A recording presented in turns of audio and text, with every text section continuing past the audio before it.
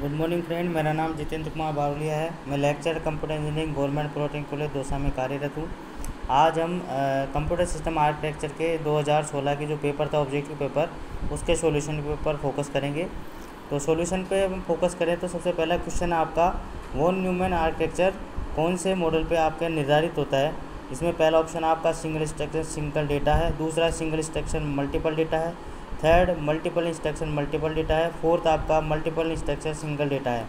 तो जब भी हम बात करेंगे वॉन न्यूमैन की, तो वॉन न्यूमैन आपका simple single instruction single data पे काम करता है। मीन्स एट ए टाइम पे आप एक ही डेटा के ऊपर एक इंस्ट्रक्शन अप्लाई कर सकते हैं।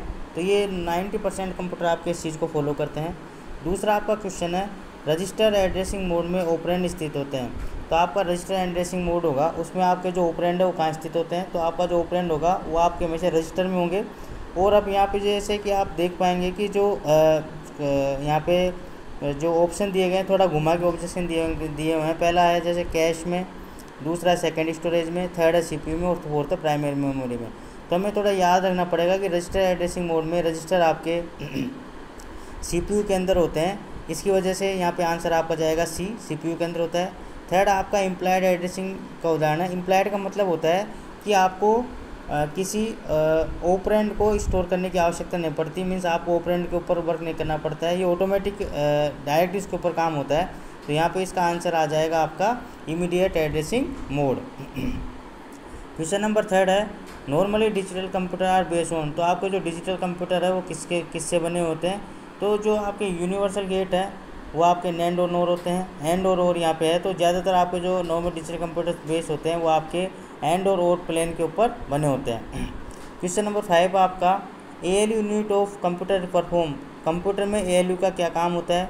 तो जो ALU का काम अपन इसमें देखेंगे, पहला ऑप्शन आपका एडिशन सब्सट्रैक्शन पर ऑपरेशन, दूसरा all type of arithmetic operation, third आपका एंड और एंड मल्टीप्लिकेशन ऑपरेशन, फोर्थ आपका all arithmetic and logical operation.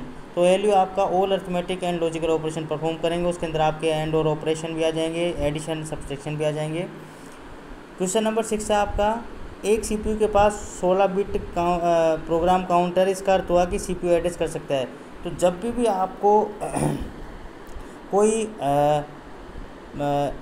आपको कोई बिट दे दी जाए तो आपको उसको जब एड्रेस से कन्वर्ट करोगे तो आप उसको 2 की पावर में लेके जाएंगे।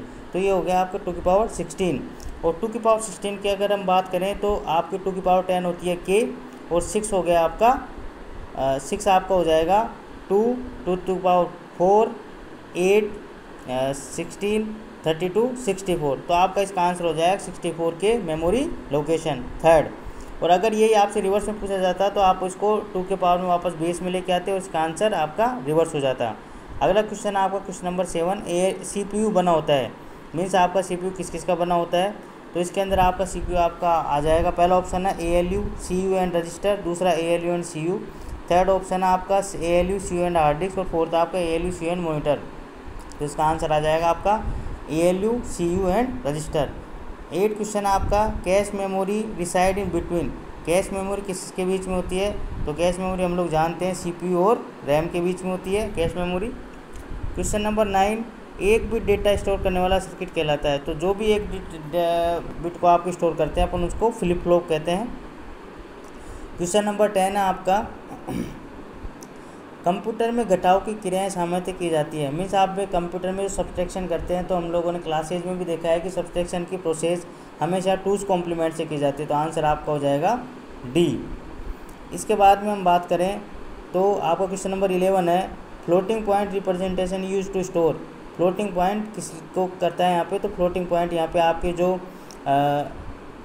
आपके यहाँ पे होल नंबर्स होंगे उसके अंदर ये सारा आ जाएगा फ्लोटिंग पॉइंट।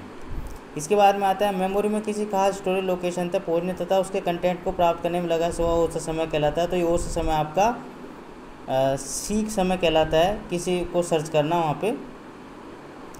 इसके बाद में आता है आपका add AX SI type instruction address mode है। तो इसको हम बोलते हैं आपका, ये आपका इंडेक्स एड्रेसिंग मोड कहलाएगा। फोर्थ आपका कैश मेमोरी का विचार आधारित होता है। तो ये आपके लोकेलिटी ऑफ रेफरेंस के ऊपर कार्य करता है। तो ये क्वेश्चन नंबर 14 तक आज हम देखेंगे। नेक्स्ट लेक्चर में अपन इसके जो अगले अलग क्वेश्चन है उसके बारे में बात करेंगे। Thank you very much.